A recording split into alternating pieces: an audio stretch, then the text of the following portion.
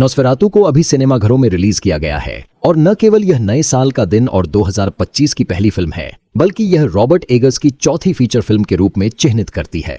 1922 में रिलीज हुई फिल्म पर आधारित, जो जर्मनी में रिलीज हुई थी और 1897 की उपन्यास ड्रैकुला की एक अनौपचारिक नौकोनफ थी। एगर्स ने फिल्म पर अपनी छाप छोड़ी है और घायल शहर विस्बोर्ग को एक दुल्हन के साथ जोड़ने के लिए उसने एक राक्षस को एक सदी की नींद से जगा दिया सालों पहले। तो इसके साथ ही चलिए फिल्म में गोता लगाते हैं, अंत को तोड़ते हैं और समझाते हैं कि वास्तव में क्या हुआ। तो चलिए इसमें आग लगाते हैं। यहाँ नोस्फेरातु का एक समीक्षा और अंत है जिसकी व्याख्या की गई है।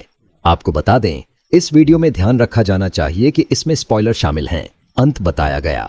इस फिल्म के अंत के संबंध में हमने देखा कि काउंट ऑरलॉक अपनी संपत्ति श्लॉस ग्रंटफोल्ड में एलेन को अपनी पत्नी बनाने के इरादे से इस पुस्तक में आया। अपने आगमन के साथ उसने एक घातक बीमारी लाया जब उसने मार डाला था जहाज के चालक दल को यह दिखाने के लिए कि अगर उसने एलेन अपने पति थॉमस को धोखा देने के बाद और कागजात पर हस्ताक्षर किया था कि वह अपनी शादी छोड़ देगी और उसे सौंप देगी, उसके बाद भी वह विस्बोर्ग के लोगों और उसके प्रियजनों को मारता रहेगा, खासकर उसके पति थॉमस को। काउंट ऑरलॉक वास्तव में एक पिशाच था और ताबूत में सो रहा नोस्फेरातु था और अपने घातक छाया को विस्बोर्ग के सभी निवासियों पर डालता था। वह एक राक्षस था जो जीवित रहने के लिए व्यक्तियों के खून पर निर्भर था और दिन में सोता था और रात में जागता था, कुछ ऐसा जो फिल्म के अंत के लिए प्रमुख था। प्रारंभ में एलेन ने मुख्यतः काउंसिल ऑरलॉक को जगाया और उससे कहा कि वह उसके बाद ही उसकी होगी। जब उसने उससे कहा कि वह उसका हो जाएगा, उसकी शादी के बाद ऑरलॉक ने एलेन को 3 रातें दी कि वह खुद को सौंप दे और उन 3 रातों के दौरान उसने उन लोगों को मार डाला जिनसे वह सबसे ज्यादा प्यार करती थी। जब उसने मानने से इनकार कर दिया तो उदाहरण के लिए पहले रात के बाद चूहों ने एना को चेतावनी के रूप में खाया था। ओनरलॉक ने अन्ना और फ्रीडरिक्स की पुत्रियों को क्रूरता से समाप्त किया, उन्हें तुच्छ समझकर छोड़ दिया। तदुपरांत उसने अन्ना और हराम के पुत्र को मारा।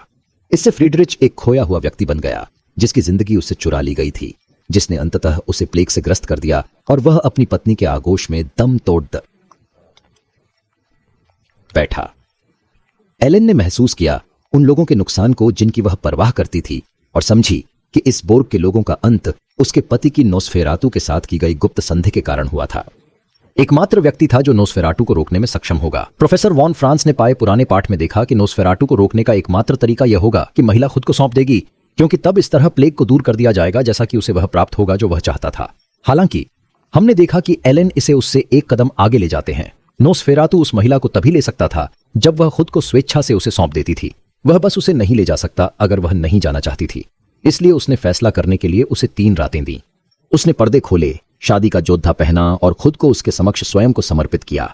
उसे अपने ऊपर चढ़ने और उसका भक्षण करने दिया, वही जो वह करने को उत्सुक था। परंतु उसने यह सुनिश्चित किया कि वह नष्ट हो गया जब उसने दिन की पहली किरण को खिद्दकी से अंदर आने दिया। उसे उसके लिए खतरनाक भोज में रखा। आमतौर पर सूरज की रोशनी उसे जला देती थी, जैसा कि हमने पूर्व फिल्म में देखा। इसलिए वह दिन में अपने ताबूत में आराम करता था और अंततः हमने देखा कि वह दिन की रोशनी में जलकर मर गया। संघर्ष होने के परिणाम स्वरूप वह मृतप्राय हो गया और उसे शव के रूप में पाया गया। एलेन ने जीवन यापन किया जब तक थॉमस वापस नहीं आ गया, लेकिन उसने अंतिम सांस ली जब उसने उसका हाथ थामा। उसने अपने प्रेम के कारण खुद को बलिदान किया और विचार से बेहाल हो गई कि जिसे वह दुनिया में सबसे ज्यादा प्रेम करती थी उसे नुकसान पहुंचे। नोस्फेरातु की मौत के साथ ही विस्बोर्ग प्लेग से मुक्त हो गया। स्क्लोज ग्रैनविले, विस्बोर्ग में परिषद के ताले का घर जमीन पर जल गया और ढह गया।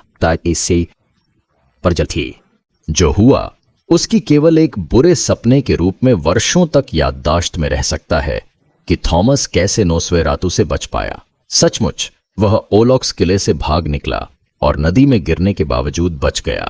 चर्च के अंदर पहुंचकर जब बहनों ने उसे पाया और ठीक किया, वॉन फ्रांस ने प्रार्थना का उल्लेख किया जिससे शायद वह संभावित प्लेग से बच गया। अंत कुछ ऐसा ही था जैसे एलेन ने शुरुआत में सपना देखा था।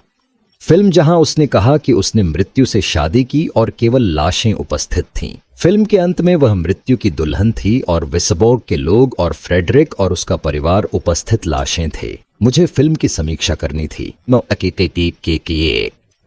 रॉबर्ट एगर्स ने इस फिल्म के साथ फिर से अपनी कला को साबित किया है और उन्होंने एक ऐसा हॉरर पीस बनाया जिसे स्टाइल और अप्रोच में मौलिक महसूस होता है। क्या मुझे लगता है कि यह द लाइट हाउस या द विच से बेहतर है? शायद नहीं, लेकिन यह बहुत करीब है। यह निश्चित रूप से एडे नॉर्थमैन से बेहतर है। जब फिल्म पहली बार शुरू हुई थी तो मैं थोड़ा चिंतित था कि इसकी दिशा क्या होगी। बहुत सारे शॉट्स थे जहां केवल कैमरा घूमता था और थॉमस दूर के एक छोटे विषय के रूप में दिखता था, जिससे मैं थोड़ा थक गया था। हालांकि पहले तीसरे भाग के बाद जब थॉमस किले से गिर गया, फिल्म सही दिशा में गई और एक भयानक, शीतल और तनावपूर्ण वातावरण बन गया जहां गति बढ़ी और कहानी स्पष्ट हो गई। शुरुआत में यही लगा कि कोई विशेष संरचना नहीं थी। थॉमस ओलुचे किले में जा रहा था और इसीलिए व्यवसाय समझ में नहीं आया।